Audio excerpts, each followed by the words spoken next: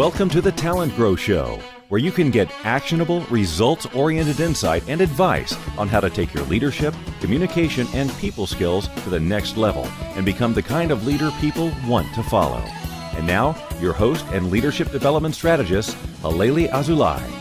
Hey, talent growers. Welcome back to another episode. Before I introduce my guest, I just want to make sure that you know that very easily you can download a free tool called the 10 Mistakes That Leaders Make and How to Avoid Them. Just go to talentgrow.com/podcast, and right at the top, you just put in your email address and your name, and I will send you that download, but I will also send you updates on new blog posts, on new episodes for the TalentGrow Show, on new offerings for things that you can learn from me.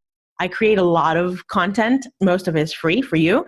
And this is a way for you to stay in touch. I keep the newsletters really short and upbeat and informal. I always have like a tip or a learning opportunity. So let's connect and let's make sure that you always know what's going on and ways to learn from me. And so let's get started with this episode. I give the full introduction to my guest, New York Times bestselling author and drama researcher, Cy Wakeman. She has incredibly actionable advice for you. And we talk about a lot of the myths that are going on about how to create employee engagement, employee morale, employee happiness. Cy just takes a wrecking ball to a lot of those myths and gives us the real deal about how we can start to banish drama from our workplace and in fact save millions of dollars in the process. She gives super actionable advice for us as leaders for how we can create higher accountability, higher engagement, higher morale with our employees, with really great ideas for things you can do right away. I cannot wait for you to hear this episode. So without further ado,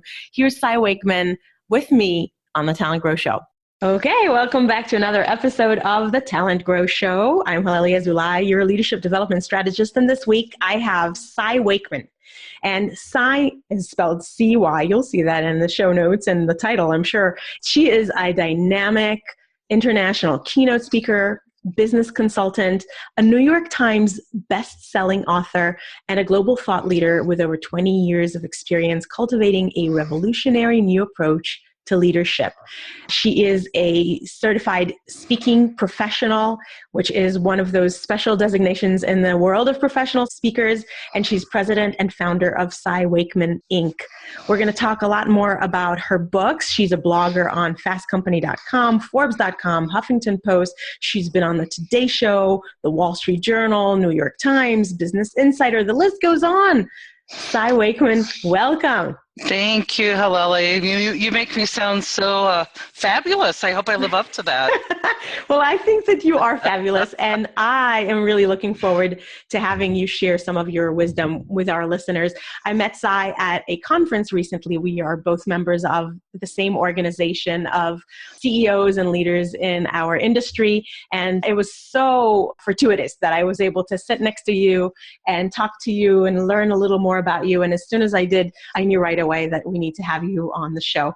So before we get started with some of your insights about leadership and some of the myths about leadership that I know you're going to share with the listeners, I always ask my guests to tell us a little bit about their professional journey. It's really helpful to think about, where did you start and how did you get to where you are today? It's interesting because I never intended to be researching or writing about drama or leadership or talking about that topic. I actually started out as a counselor, a marriage and family therapist, and I worked with families many times that had addictions in their lives or in the lives of their children. And never really intended to get into leadership, but as I worked with couples and families, I gained a great deal of skills in bypassing people's ego and really helping people find their best selves and do their best work. And when I got promoted into leadership, I was surprised that so many people didn't really know some of the basic things that we taught people in therapy and people who are working to really evolve in their lives. And so my path then, I was a counselor, and then I led a behavioral health center, and I went on, and my master's is in healthcare administration. So I led clinics and hospitals and large teams in academic medical centers, and spent most of my career in healthcare. And I believe that right now a lot of your clients are also in healthcare, probably because they can totally connect with you. Absolutely. About 50% of the people we work with are in healthcare. We do a lot of research. I research drama, which is workplace kind of emotional expense, emotional waste in the workplace. And healthcare is a wonderful place to work because when we do get leaders leading differently, there's so many metrics that they measure daily that you can really see how the changes affects things right down to the patient experience or the patient outcomes. So it's a really great place to do research because there's great data available. Yeah. And of course, you do work in other kinds of industries as well, not just in the healthcare industry. I know that you've spoken and led workshops all around the world, probably with the ideas that you share about how to ditch the drama and turn excuses into results. Absolutely. I work with high-tech companies, banking companies, wherever people are involved. We have this thing called the human condition, and a big part of a leader's role is to help people overcome their own humanness at times, without dehumanizing them. But our humanness sometimes gets in the way of us doing really great work and being collaborative and innovative. So wherever there are humans, there's predictable human behavior, and we can either be operating out of our ego or out of kind of our better self. And that's what I do. I teach leaders to ditch the drama and bypass people's egos so that they can really call people to greatness. And I should tell people that your books, your first two books, which already gained you the title of New York Times best-selling author, which is really not easy to get, I have to tell you, as an author. Many people don't realize how hard that is to get. They were reality-based rules of the workplace. Know what boosts your value, kills your chances, and will make you happier. That was your book that came out in 2013. And before that, your book was reality-based leadership. Ditch the drama, restore sanity to the workplace, and turn excuses into results. And I know that you have another brand new book that is in pre-order right now on Amazon, which of course we'll link to, and will be coming out in the fall, called No Ego: How Leaders Can Cut the Cost of Workplace Drama, End Entitlement, and Drive Big Results. And one of the things that I know you have been saying is that we need to reinvent leadership thinking, because you're saying that leaders or people that teach leaders leadership are overly focused on employee happiness and employee engagement. And what we really need to focus on is accountability. So let's talk more about that. Yes, and sometimes people are shocked when I say, let's worry less about people's happiness and more about accountability. And they take that as a harsh message. But what I mean by that is, in our research, that we know that engagement without accountability creates entitlement. And that as leaders, we've really over-rotated towards engagement. And there's a misconception that if I can perfect your circumstances, then you'll give good work, or that there's this direct connection. And what we know from the psychology side, from positive psychology, from brain science, is that that doesn't necessarily play out in the science, that your circumstances really aren't the reasons you can't succeed. They're the reality in which you must succeed. And happiness isn't necessarily correlated to your circumstances. Is correlated to how much accountability you take for your circumstances. And so happiness really is a choice, and it comes as a derivative of accountability. So we want leaders to focus more on helping people get into a state of high accountability, and then happiness is a natural byproduct. But leaders, we can't make other people happy. It's an impossibility. Happiness is their choice. Yeah. And it's almost like you're connecting happiness back to, I mean, this is my words. I don't know if that's how you see it, but it's like connecting happiness back to accomplishment and achievement, so that it is based in reality rather than based in some kind of like altered state of euphoria that, or, eudaimonia that doesn't really connect to any results. You got it. And so my happiness, my satisfaction is based on knowing I had impact and not being coddled and not being protected, from reality. And also that I've been challenged and I'm growing and I've been able to overcome some things. And that's really where people, when you feel impact, you feel satisfaction. A lot of engagement is just focused on morale, helping people feel good, rather than motivation, which is really what turns your talent and the talents of others into results and productivity. And so it's a very different place. And when we think about engagement, we start to distort or corrupt our data because like an engagement survey, everybody's vote counts the same. If somebody is, kind of Vicky victim or someone's Debbie driver, we get answers from both of them. And the same behavior won't please a high accountable as a low accountable.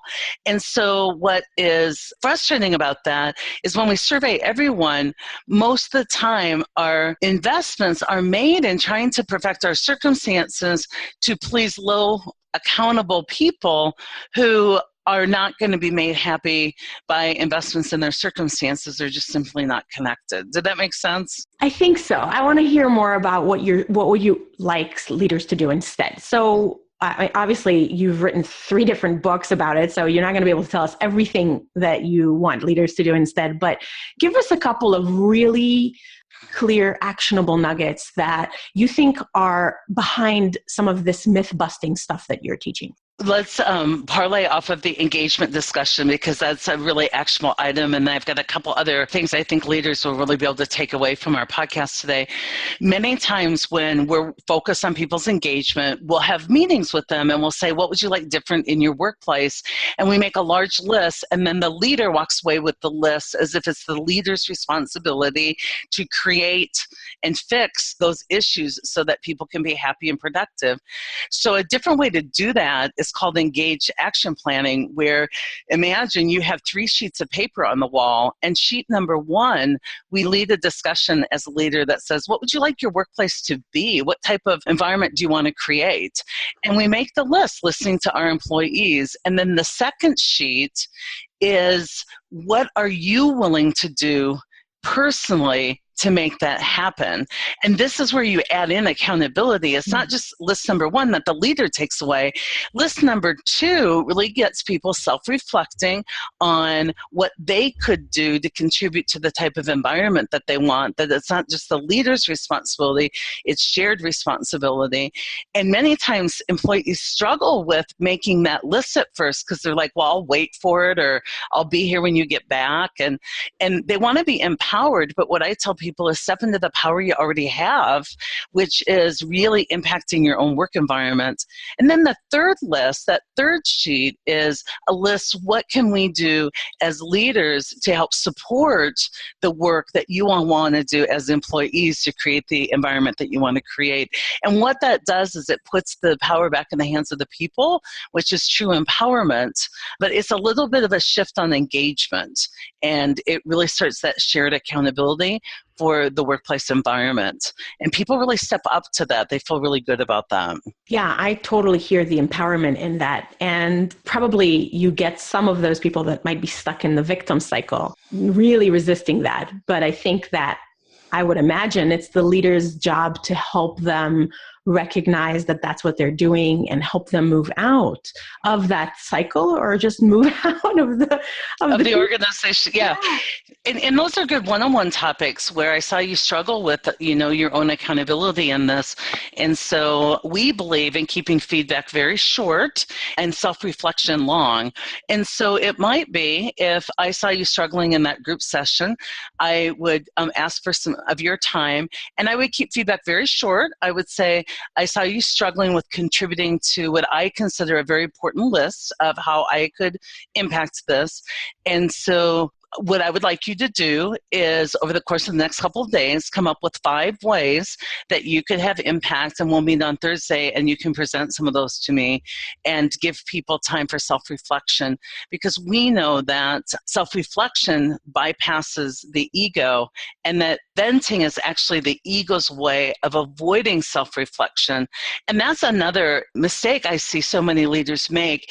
Is a myth is that people need time to vent.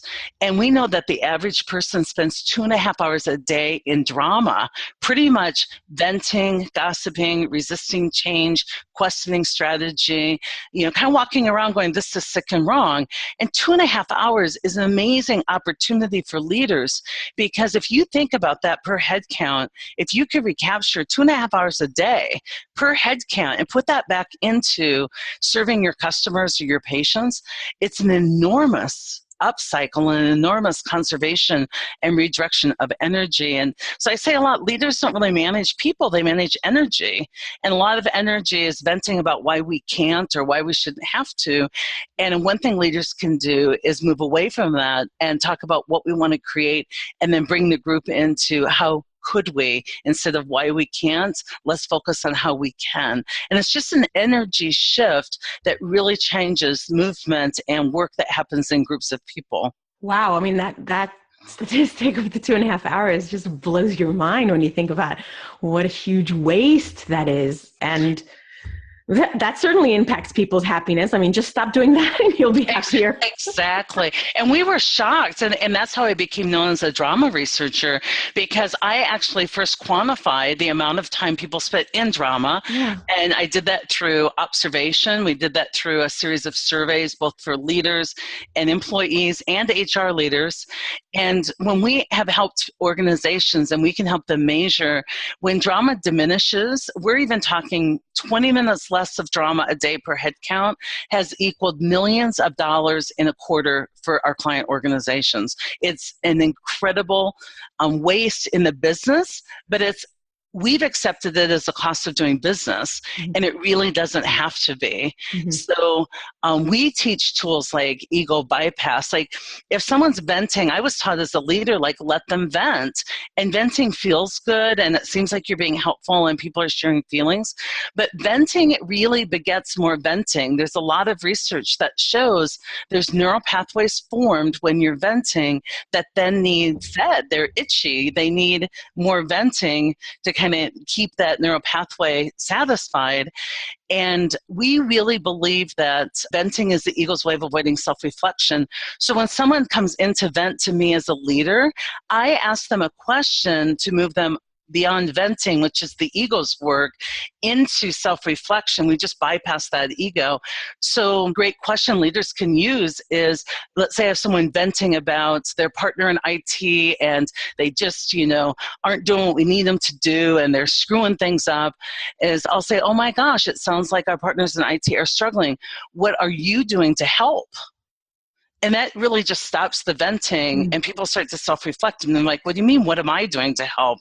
And in my company, we have a non-negotiable. It's called Stop Judging, Start Helping. And even on the back of our badges, it's written, how can I help? And I personally, as a leader, rather than hearing you vent and then go fix the problem with IT, I would say, why don't you come with me? I would find the person you were venting about, and I would say, Tammy, Karen was just in my office sharing her love and concern about how your project's going in IT, and she has a question for you. Go ahead, Karen. And Karen would say, what can I do to help? And a leader's role is not to overmanage and go fix things and work on perfect circumstances. It's to really help people grow and upgrade their skills so they can live skillfully in their current circumstances. And it's not venting. Another great question is, if you were great right now, if you were being great, your best right now, what would great look like? And everyone knows what great looks like because it's what we judge other people on. And so great might be, if Karen's in my office, I wouldn't be here tattling. I would be reaching out to Karen and we'd be working through this together. Everyone knows what great looks like. And then I, as a leader, simply say, then go be great. But our ego keeps us believing that the world is skewed, against us, that we're at the mercy of our circumstances, that we have very little impact or control. And with that view of the world, we'll have very little happiness. And that's why accountability can bring us back into happiness, because it's really the death of the ego. I really appreciate that you gave so many very specific pieces of advice there. That is awesome. We've mentioned ego and bypass the ego, and that's the ego's way. So I think that we'd be remiss if we didn't define, just in general, for those of us who don't have a psychology background or aren't sure, how do you define ego and what's so wrong?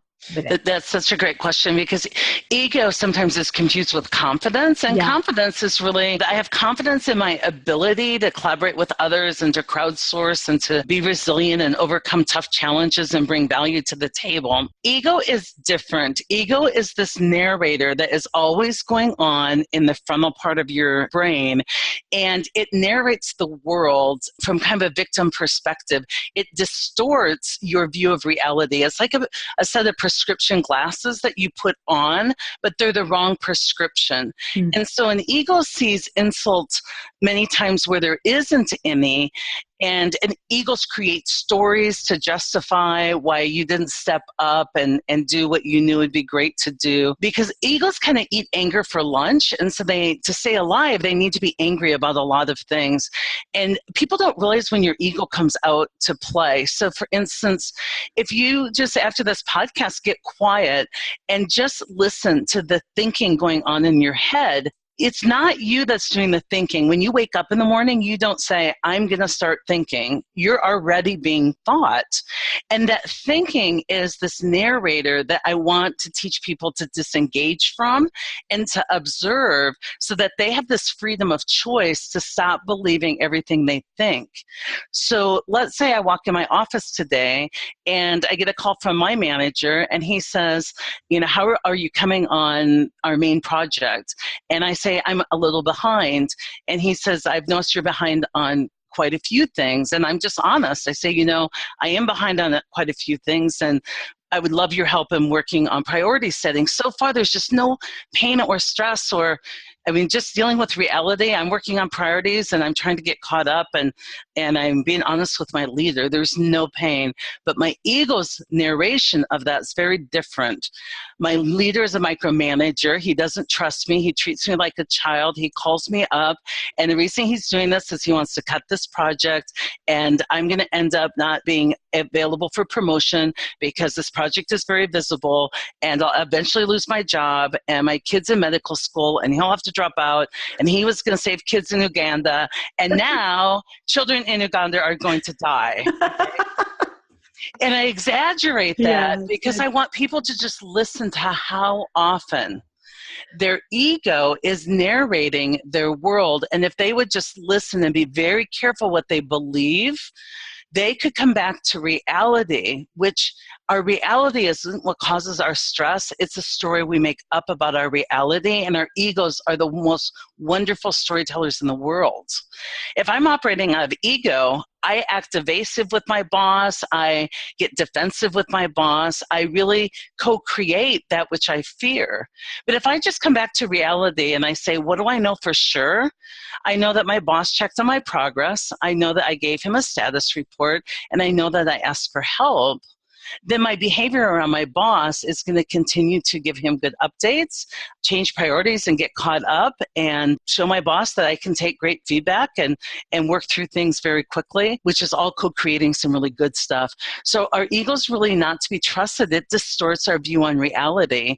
But most people really believe what they think, and they don't separate out who they are and the choices they have to edit the stories that are being fed through their minds on a daily basis. Did that help clarify? It really did. Thank you very much. And so instead, are you saying just ignore it, shut it down, argue with it, put in some new narrator? Yeah, like none of the above, except for be aware of it and question it. Edit what you think. Take out assumption, assignment of motive, judgment. One way I do this is I take a pen to paper and I write out, with no censoring, just my boss is a micromanager and he treats me like a child and he's unsupportive and I'm not going to get promoted. I just write out on paper. The ego hates it when you make things visible. Then I go back to every sentence. I go, my boss is a micromanager. Is it true? can I possibly know that to be sure? And I think of all the times that I've done things he hasn't checked up on. I have to cross that out. And, he treats me like a child. Well, he's entrusting me with $1 million budget. So I have to cross that out. So when I question, it's just inquiry. It's not argue with, it's not replace, it's not positive thinking. But when I question it, the truth reveals itself. And the truth is simply that I had a status update with my boss. And that truth is very easy to then work with. Yeah. And so you don't have to really work on even thinking positive. You have to realize that most of what you're upset about never even happened. Mm-hmm. And it sounds like in that particular story, it sounds like it might have stemmed from feeling guilty about being late on a few different things. Exactly. And if you self-reflect, you start to realize that nothing is about anyone else. It's all projection. That when we're upset or stressed, the one we usually are, the source of, our anger is some anger with ourselves for maybe not following through or being disciplined, and we want to be gentle with ourselves, but take accountability that the real reason I'm upset about this is that I didn't stay on target with this particular project. And that's where development comes from. If I self-reflect, then I can go, gosh, I really need to work on being better organized. And so I'm going to go crowdsource and ask people for help. 3 people I know are super organized. I'm going to ask them for their best tips, and I'm going to improve in that area. And life becomes just peaceful and more effortless. Leadership becomes just the act of helping people self-reflect. The power of a leader isn't what you tell them, it's what you get them thinking about. And the more people self-reflect, the more they evolve, and the more they grow, and the more capable they are, and the more incredible results we can produce together. And self-reflection is the core of accountability, because without self-reflection, we can never find our peace in it. That's fantastic. You've given so many really, really good actionable ideas. Thank you so much for that. So we always end with one really specific action item that people can do right away. But before that, I know that you've got the new book coming out. I don't know if that's what's new and exciting for you, but is there something on your horizon that's got you super energized these days? We do have the new book, No Ego, and that's available for pre-order. But what we're super energized about, and you and I talked a bit about this, is that we are really flooding Instagram and our YouTube channel, Cy Wakeman and reality-based leadership with tons of great content. And we're just very abundant. It's all for free. It's not salesy. But I think if people are into social media and they hit us up on Instagram and YouTube and Facebook, they will love the videos that we're putting out. And we go all over the world to interesting places, and we talk about leadership and leadership lessons, and I think they'll really enjoy it. I think so too. And I've been following you since I met you. And this is what I told Cy before we started recording, like, man, you are just content machine. It's really amazing to behold how much you're creating. And it really is all good stuff. So I will link to all of your social media outlets in the show notes for sure, so people can follow and learn from you. And so what's one specific action that our listeners can take today or this week that can help them ratchet up their own leadership effectiveness? Oh my gosh, I have many, but one I think is to watch out for when you're using sympathy versus empathy. Sympathy is when I hear that someone's in pain, but I go on to agree with them and collude with them that they're at the mercy of their circumstances. Empathy is when I see you in pain, but I call you up to greatness. So let's say that we have new software. You come in my office, you're complaining about the software. I go, I know, I hate it too. It's really hard. We weren't consulted. That's all sympathy. Empathy is, it seems like this has been a challenge for you. So one of the things I think you could do is to jump online and take some additional training so that you could get fluent in this. And that's the call to greatness. We have new software. I notice you're suffering. It seems you need to get more fluent. What are some action items you can take to do that? So stay out of sympathy and colluding with your group and blaming circumstances, and get into empathy, that you just need to ask where the person needs to grow next so that this reality wouldn't be painful. And I think that's a good tip for you to notice how often you go back and forth between the two. And so that's awesome. And what's the trigger? Like, how do you notice that you're in sympathy so that you can shake yourself out of it? Like, what's a clue? when you jump in and start agreeing with people, Okay. and you join the venting session, right? Mm-hmm. When you jump in and you're like, I feel that way too. People came to you for leadership, and we give them collusion. If I went to the emergency room and I'm having chest pains and the doctor comes out and he says, what's wrong? I go, I have horrible chest pains. And he or she goes, oh my gosh, me too. Right? It's like, I came in for medical care. Now I'm just getting, someone with the same symptoms. So the first sign is when we jump in and we do the me too or I hurt more, instead of just saying, keeping separate, I see that you're suffering. Let's think of a place you could grow so that this wouldn't be painful for you. Where can you grow your skill set so you're immune to this particular pain point? Awesome. That's really great. Well, Cy, thank you so much. It's been fun talking to you, and I really appreciate how extremely actionable you are just by nature. I think everything that you've shared is something that people can both relate and understand and do. So I hope that listeners will want to stay in touch with you. I believe that they will, and I will link to your books in the show notes. And you said Instagram and YouTube, and I know you're on Facebook. Anything else that you'd like people to do to keep in touch with you? We've got our website, realitybasedleadership.com, but all those other places will just make it easy for them to get content. So I'm so glad we met, and I look forward to a long relationship. And thank you so much, Halelly, for having me on that podcast today. Well, it's been my pleasure completely, and I believe that listeners will also agree. So thank you. Thank you for your time, Cy, and everyone listening, go take action. So actionable, right? And mind-blowing. I love it when I have guests who come on and just give us so many truth bombs and stuff that we can actually use. So I hope that you've been inspired to take action. I'd love to hear what action you are thinking of taking, or what action you already took and what effect it had. Any questions, any troubles, anything that you want. I really would love for you to let me know. You can just drop a comment in the comment section on talentgrow.com/podcast/episode61. That's where I have all the show notes, the links to everything we discussed, the size, sites and books and everything else. But you can also drop me an email. I am always here for you. It's halelly@talentgrow.com. And that would make me really happy for you to engage with me in a conversation. Let me know what you want to learn about. Let me know what you think about what I'm putting out. Let me know what you think about this episode. Let me know. And in the meantime, check us out on the C-Suite Radio Network as well, csuiteradio.com. That's where there is a bunch of highly selective, business-oriented podcasts, and the TalentGrow Show, as you know, has been selected to be one of those featured podcasts on the C-Suite Radio Network. So we're very proud of that and thankful.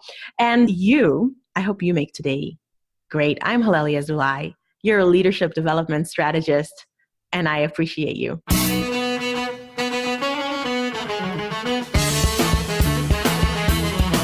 Thanks for listening to the TalentGrow Show, where we help you develop your talent to become the kind of leader that people want to follow.